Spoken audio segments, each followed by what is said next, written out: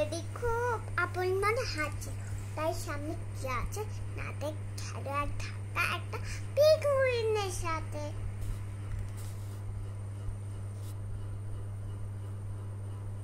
ধাক্কা খেয়ে পেঙ্গুর ব্যাগ থেকে সব কিছু ছড়িয়ে পড়লো রাস্তায়। তাদেরকে এদিক কাপড় চোপড় গুছাতে সাহায্য করলো।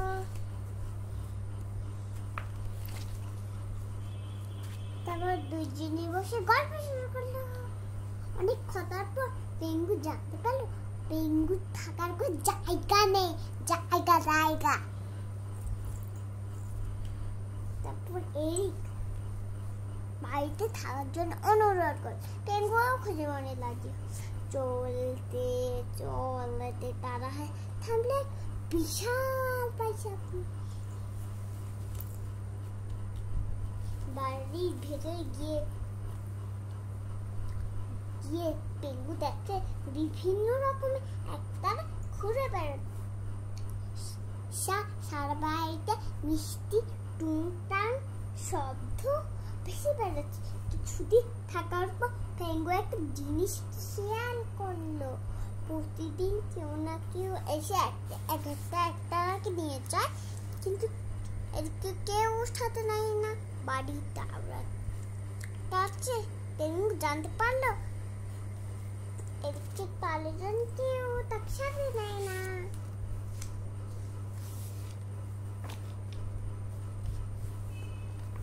এই জানা স্যার পেঙ্গু, তুমি কবে তোমার দেশ ফেরত যেতে দাও? তোর পেঙ্গু বলে অ্যান্টার্কটিকা অনেক শীত, এটা হলো অ্যান্টার্কটিকা। আমার আছে ভালুক সমস্যা। ওদেরকে কি বলে? ভালুকগুলা কি বলে? ভালুকগুলো কামড় দেয়। ভালুকগুলাকে কি বলে? ভালুকগুলো কামড় দেয়। ওদের ভালুকগুলোর নাম কি? ওগুলো হচ্ছে হোয়াইট বিয়ার। হোয়াইট বিয়ার? হ্যাঁ। ওদের নাম হোয়াইট বিয়ার? হ্যাঁ।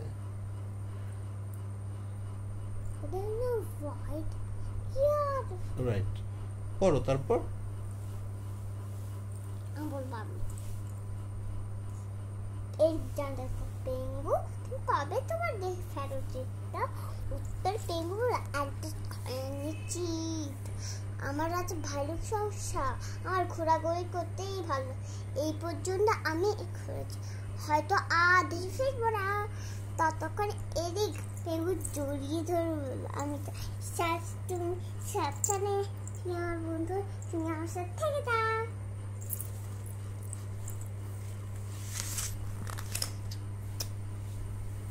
এই কথা শুনে পেঙ্গু চোখে খুশিতে পানি এসে গেল। কত কিছু করেছে, এদিকে তার কিছু করতেই হবে। সেই রাতেই ফোন দিয়ে আফ্রিকার হাতি বন্ধু হাতিমের কাছে, হাতিমের সাথে পরামর্শ ঠিক করে বলে এদিকে জন কি করবে।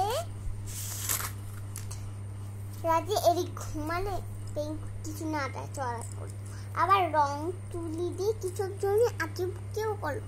সকালে এরিক ঘুম থেকে উঠে থাকে, সবাই যেন তার দিক চান কেমন করে যেন তাকে আর ততক্ষণে আয়নার চোখটাতে তাই রেখে নকশা দেখতে পেলো।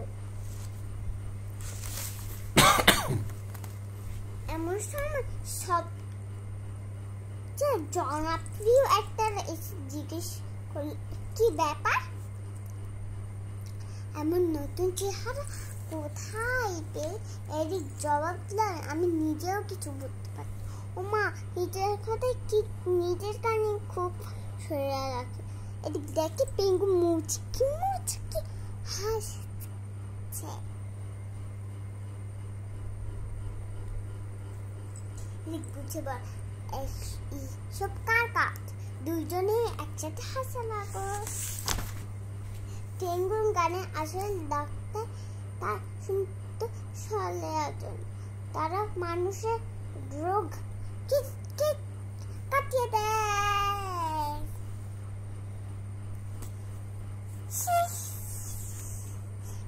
ধন্যবাদ সবাইকে। ধন্যবাদ।